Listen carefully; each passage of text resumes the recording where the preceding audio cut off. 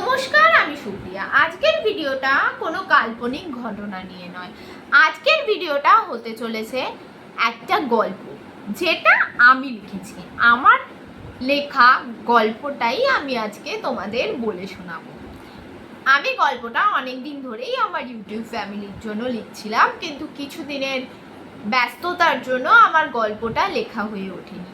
তাই ভাবলাম কালকেই রাতে গল্পটা শেষ করা যাক। তো কালকে রাতেই আমি গল্পটা শেষ করেছি লেখা। তো আজকে ভাবলাম, যখন এতদিন ধরে ব্যস্ততার জন্য আমার ইউটিউব ফ্যামিলিকে কোনো ভিডিও দেওয়া হয়নি, তো আজকেই ভিডিওটা শ্যুট করা যাক। আজকেই আমি ভিডিওটা তোমাদেরকে দেব, এটা ভেবেই আমি ভিডিওটা শুরু করছি। তো চলো শুরু করা যাক। গল্পের নাম আমি তোমাকে ভালোবাসি, শেষবার বলা হয়।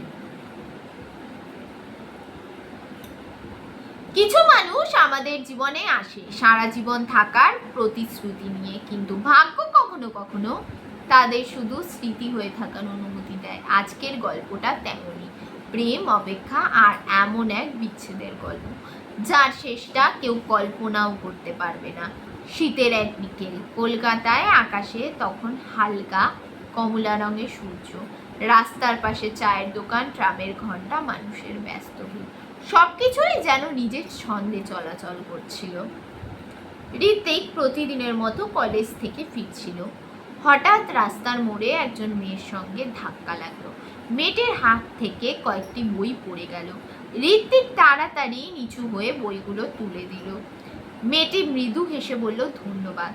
ঋত্বিক কয়েক সেকেন্ডের জন্য মেয়েটির দিকে তাকিয়েছিল, কারণ এত সুন্দর হাসি সে এর আগে কখনো দেখেনি। মেয়েটির নাম ছিল মেঘলা। সেদিনের পর থেকে প্রায় প্রতিদিনই একই বাস স্ট্যান্ডে দেখা হতে লাগলো। প্রথমে শুধু হাসি, তারপর কেমন আছো, তারপর ছোট ছোট গল্প। একদিন বৃষ্টির মধ্যে দুজনেই বাস মিস করলো। চায়ের দোকানে টিনের ছাউনির নিচে দাঁড়িয়ে 2 কাপ চা খেলো। মেঘলা হেসে বলল, জানো, বৃষ্টির দিনে চায়ের স্বাদ অন্যরকম। ঋত্বিক উত্তর দিল, হয়তো সেটা চায়ের জন্য নয়, হয়তো সঙ্গটা ভালো তাই। মেঘলা লজ্জা পেয়ে মাথা নিচু করলো। দিনগুলো খুব দ্রুত বদলাতে লাগলো। সকালের গুড মর্নিং, রাতের ঘুমিয়ে পড়ো, অকারণে ঝগড়া, আবার 5 মিনিট পরে মান অভিমান শেষ। দুজনেই বুঝে গিয়েছিল এটা আর বন্ধুত্ব নেই, এটা ভালোবাসা। একদিন গঙ্গার ধারে বসে সূর্যাস্ত দেখছিল তারা। মেঘলা হঠাৎ বলল, যদি কোনোদিন আমি হারিয়ে যাই। ঋত্বিক হেসে বলল, আমি পুরো পৃথিবী ঘুরে তোমাকে খুঁজে আনবো। মেঘলা আবার বলল, আর যদি কোনোদিন আমি নিজেই তোমার থেকে দূরে চলে যাই। ঋত্বিক উত্তর দিল, তবুও অপেক্ষা করব, কারণ সত্যিকারের ভালোবাসা অপেক্ষা করতে জানে। মেঘলা কিছু বলল না, শুধু চুপচাপ আকাশের দিকে তাকিয়ে রইল। সেদিন তার চোখে অদ্ভুত এক ভয় ছিল, যেটা ঋত্বিক খেয়ালই করেনি। এরপর কেটে গেল আরও 1 বছর। দুজনের পরিবার একে অপরকে চিনতে শুরু করলো। সবাই ভাবছিল আর কিছুদিন পর হয়তো ওদের বিয়েও হয়ে যাবে, কিন্তু জীবনের গল্প তো কখনো মানুষ পরিকল্পনা মেনে চলে না। এক সন্ধ্যায় ঋত্বিক মেঘলাকে ফোন করলো, ফোন বন্ধ, আবার করলো, বন্ধ। পরের দিনও একই অবস্থা। তৃতীয় দিন, চতুর্থ দিন, 1 সপ্তাহ। মেঘলা যেন হাওয়ায় মিলিয়ে গেল। কোনো ফোন নেই, কোনো মেসেজ নেই, কোনো খবর নেই। ঋত্বিক ছুটতে গেল মেঘলার বাড়িতে, কিন্তু বাড়ির দরজায় তালা। পাশের বাড়ির একটা কাকিমা শুধু বললেন, ওরা তো কয়েকদিন আগেই এই বাড়ি ছেড়ে চলে গেছে। কোথায় গেছে সেটা আমরা কেউ জানি না। ঋত্বিকের মাথার ওপর যেন আকাশ ভেঙে পড়লো। সে বিশ্বাসই করতে পারছিল না যে মেয়েটা একদিন বলেছিল কখনো ছেড়ে যাব না, সে কোনো কথা না বলেই চলে গেল। সেদিন রাতে ঋত্বিকের ফোনে একটা অজানা নম্বর থেকে একটি মেসেজ এলো, মাত্র একটি লাইন, আমাকে খোঁজার চেষ্টা করো না, আমাকে ভুলে যাও। মেসেজের নিচে কোনো নাম ছিল না, কিন্তু ঋত্বিক বুঝে গিয়েছিল এটা মেঘলারই লেখা। কিন্তু কেন, কি এমন ঘটেছিল যে এক মুহূর্তে সব শেষ হয়ে গেল? সেই প্রশ্নের উত্তর তখনও অজানা ছিল, আর সেই উত্তরই বদলে দিতে চলেছিল দুজনের পুরো জীবন। রাত তখন প্রায় 2:30। ঘরের সব আলো নিভে গেছে, কিন্তু ঋত্বিকের চোখে ঘুম নেই। বারবার শেষেই একটি মেসেজ পড়ছে, আমাকে খোঁজার চেষ্টা করো না, আমাকে ভুলে যাও। এতদিনের ভালোবাসা কি সত্যি একটি মেসেজে শেষ হয়ে যেতে পারে? না, এটা মেঘলা হতে পারে না। নিজের মানুষকে এত তাড়াতাড়ি হারিয়ে ফেলেছে, সেটা নিজের মনকে বারবার এটাই বোঝাতে লাগলো ঋত্বিক। নিজে সে বুঝতেই চাইছিল না, তাই সে বারবার ভাবতে লাগলো এটা মেঘলা হতে পারে না। পরদিন সকাল থেকেই সে মেঘলাকে খুঁজতে শুরু করলো।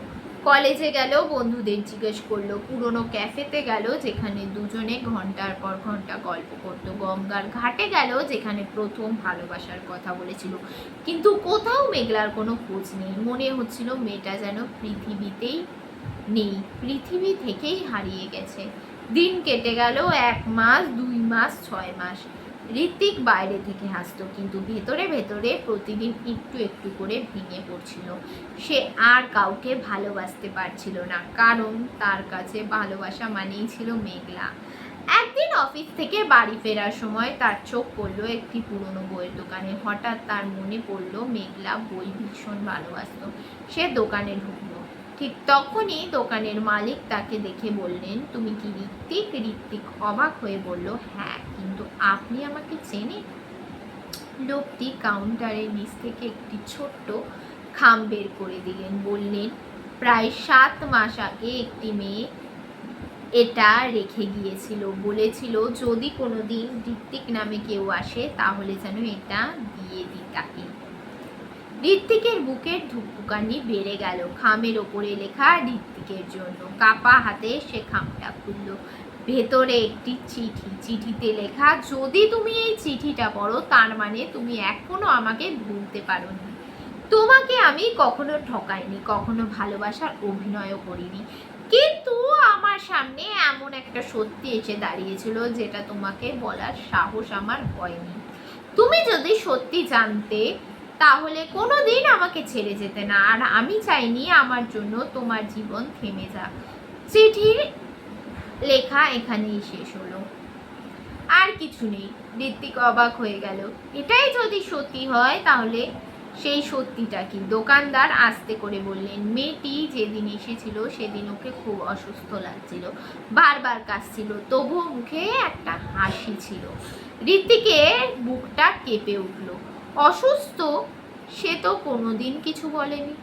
সেদিন রাতে বাড়ি ফিরে ঋত্বিক মেঘলার পুরনো সব ছবি দেখতে লাগলো। হঠাৎ একটি ছবিতে তার চোখ আটকে গেল। ছবিটা তোলা হয়েছিল গঙ্গার ঘাটে। মেঘলার হাতে একটা হাসপাতালের ব্যান্ডেজ ছিল। সেদিন সে বলেছিল সামান্য কেটে গেছে, কিন্তু আজ প্রথমবার ঋত্বিকের মনে সন্দেহ হলো, ওটা কি সত্যি কাটা দাগ ছিল নাকি হাসপাতালের চিকিৎসার চিহ্ন। তার মানে সে তাকে অনেক কিছু বলেনি। তার মনে হতে লাগলো মেঘলা ইচ্ছে করে কিছু লুকিয়েছিল, আর সেই লুকিয়ে রাখা সত্যি হয়তো তাদের বিচ্ছেদের কারণ। ঠিক তখনই এই চিঠির কামের ভেতর থেকে একটি ছোট কাগজ ছেতে পড়ে গেল।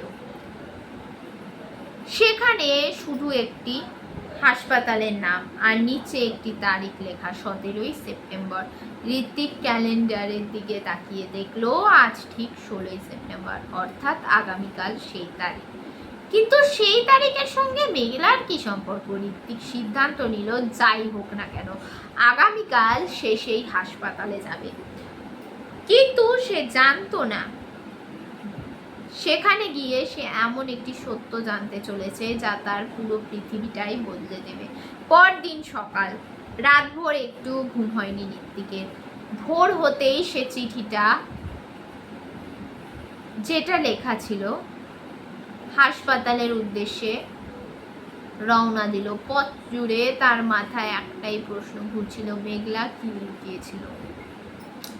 হাসপাতালে পৌঁছে রিসেপশন দিয়ে সে মেঘলার নাম বলল।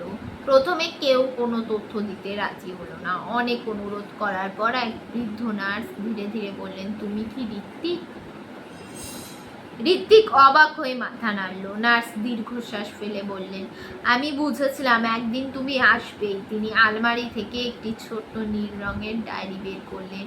ডায়েরির প্রথম পাতায় লেখা ছিল, যদি ঋত্বিক কোনোদিকে এখানে আসে ডায়েরিটা ওকে দিয়ে দেবেন। ঋত্বিক বুক কেঁপে উঠল।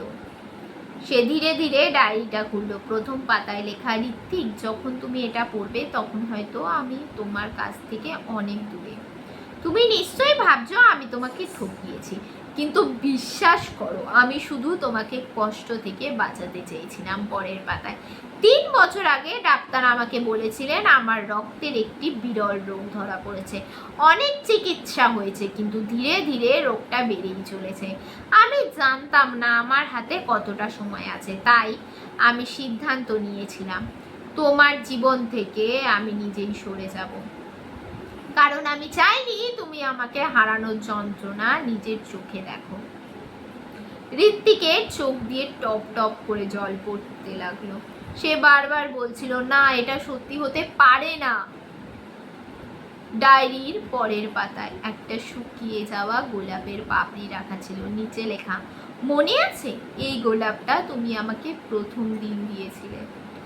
আমি আজও এটা ফেলে দিতে পারিনি। তোমার দেওয়া প্রতিটি ছোট্ট জিনিস আমি যত্ন করে রেখে দিয়েছি, কারণ ভালোবাসা বড় উপহারে নয়, ছোট ছোট স্মৃতিতেও বেঁচে থাকে। ঠিক তখন নার্স আস্তে করে বললেন, মেঘলা শেষ দিন পর্যন্ত তোমার কথা বলতো। ঋত্বিক কাপা গলায় বলল,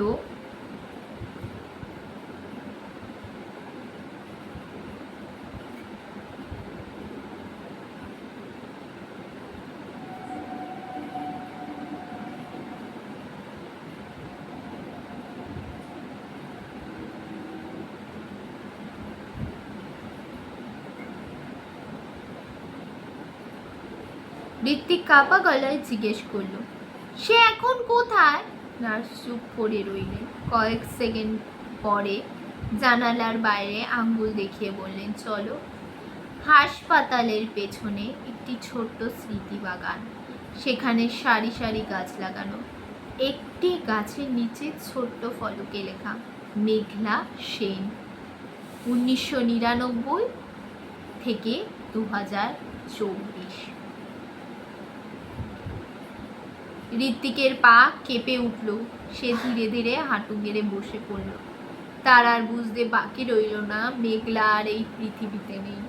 সে কাঁদতে কাঁদতে বলল, একবার, শুধু একবার বললে না কেন? আমি তো তোমার হাত কখনো ছাড়তাম না। হালকা বাতাসে গাছের পাতাগুলো দুলে উঠল। মনে হলো প্রকৃতিও যেন উত্তর দিচ্ছে। নার্স তখন একটি ছোট্ট বাক্স এনে ঋত্বিকের হাতে দিলেন। বললেন, এটা মেঘলা তোমার জন্য রেখে গিয়েছিল। বাক্স খুলতেই দেখা গেল একটি আংটি, একটি পুরনো ট্রেনের টিকিট আর একটি কাগজ। কাগজে লেখা, যদি কোনোদিন আমি ফিরে না আসি তাহলে নিজেকে দোষ দিও না। আমি তোমাকে ছেড়ে যাইনি, আমি শুধু চেয়েছিলাম তুমি বেঁচে থাকো। আর একটা কথা, যদি কোনোদিন আবার কাউকে ভালোবাসতে পারো তাহলে নিজেকে আটকিও না, কারণ আমার ভালোবাসা কোনোদিন তোমার জীবনে কারাগার হতে চায়নি। শুধু একটা আফসোস থেকে যাবে, শেষবার তোমাকে ভালোবাসি বলা হয়নি। ঋত্বিক চিঠিটা বুকের কাছে চেপে ধরে অঝরে কাঁদতে লাগলো। সেদিন আকাশেও মেঘ ছিল, হয়তো সেই মেঘের আড়ালেই কোথাও মেঘলা হাসছিল, কারণ সে জানতো ভালোবাসা কখনো শেষ হয় না। কখনো কখনো শুধু মানুষটাই চলে যায়। মেঘলা স্মৃতি ফলকের সামনে প্রায় 1 ঘন্টা বসেছিল ঋত্বিক। তার মনে হচ্ছিল যেন পৃথিবীর সব শব্দ এক মুহূর্তে থেমে গেছে।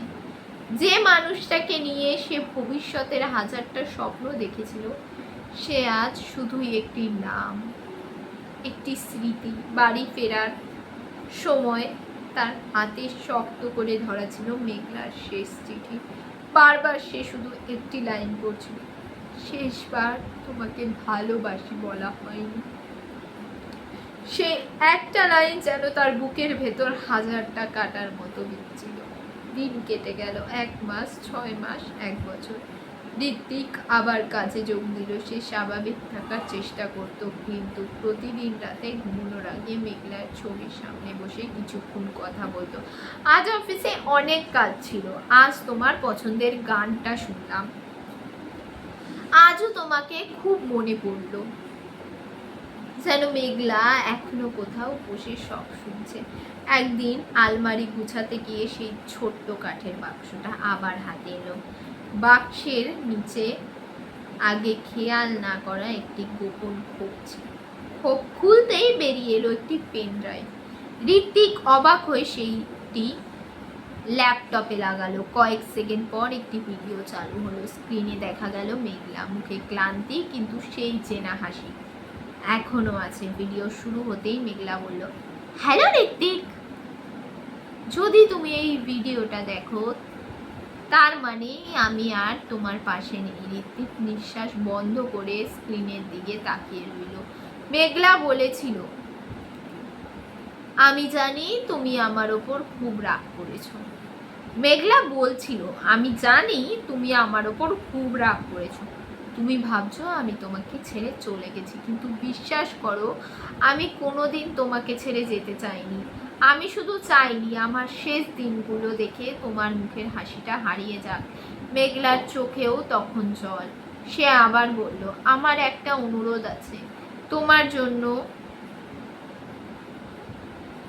আমার জন্য নিজের জীবন থামিয়ে রেখো না।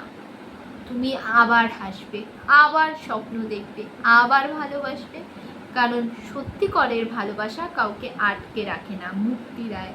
ভিডিওর শেষে মেঘলা হেসে বলল, আর হ্যাঁ, যদি কোনোদিন আমাদের প্রিয় গঙ্গার ঘাটে যাও, আমার হয়ে এক কাপ চা খেয়ে নিও। ভাববো আমরা আবার একসঙ্গে বসে আছি। ভিডিও শেষ হয়ে গেল। ঘরটা আবার নীরব, কিন্তু সেই নীরবতার মধ্যেই ঋত্বিক যেন প্রথমবার শান্তি অনুভব করলো। পরে রবিবার ঋত্বিক সত্যি গঙ্গার ঘাটে গেল। 2 কাপ চা অর্ডার করলো। 1 কাপ নিজের সামনে রাখলো, আর 1 কাপ খালি বেঞ্চের ওপর। হালকা বাতাস বইছিল, নদীর ঢেউ ধীরে ধীরে তীরে আছড়ে পড়ছিল। ঋত্বিক আকাশের দিকে তাকিয়ে মৃদু হেসে বলল, আজ শেষবার নয়, আজও তোমাকে ভালোবাসি। ঠিক সেই মুহূর্তে বাতাসে বেঞ্চের ওপর রাখা একটি শুকনো গোলাপের পাপড়ি উড়ে এসে তার হাতের ওপর পড়ল। সে জানতো এটা হয়তো কাকতালীয়, তবু তার মনে হলো মেঘলা যেন বলছে আমিও। বহু বছর পর ঋত্বিক একজন লেখক হয়ে উঠল। তার প্রথম বইয়ের উৎসর্গপত্রে মাত্র একটি লাইন লেখা ছিল, যে মানুষটা আমাকে শিখিয়েছিল ভালোবাসা শেষ হয় না, মানুষটা শুধু একদিন দূরে চলে যায়। বইয়ের নিচে কোনো নাম ছিল না, কারণ নামের দরকার ছিল না। যারা সত্যিকারের ভালোবেসেছে তারা বুঝে যাবে। সমাপ্ত। আজকের মতো এখানেই শেষ করছি। নমস্কার, সবাই ভালো থাকবেন, সুস্থ থাকবেন, সবাইকে ভালো রাখবেন। আর হ্যাঁ, নিজের ভালোবাসার মানুষকে বুঝিয়ে দেবেন তুমি তাকে কতটা ভালোবাসো, কারণ সময় কখনো কারোর জন্য থেমে থাকে না। তুমি আজ আছো, কাল নাও থাকতে পারো।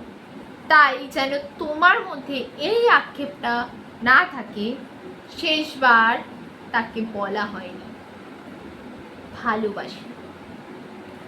সবাই ভালো থাকবেন, সুস্থ থাকবেন, আর নিজের ভালোবাসার মানুষদের একটু আগলে রাখবেন। আজকের মতো এইটুকুই, এখানেই শেষ করছি। টাটা, দেখা হবে আবার পরের কোনো ভিডিওতে। ভিডিওটা ভালো লাগলে কমেন্ট করে দেবেন, আর যদি আরও এরকম আমার লেখা শুনতে চাও তাহলে কমেন্ট করে দেবেন। চ্যানেলটিকে সাবস্ক্রাইব করে আমার পাশে থাকবেন, আর আমার কোনো পৌরাণিক গল্পের ভিডিও দেখতে চাইলে আমার চ্যানেলে একবার ঘুরে আসবেন।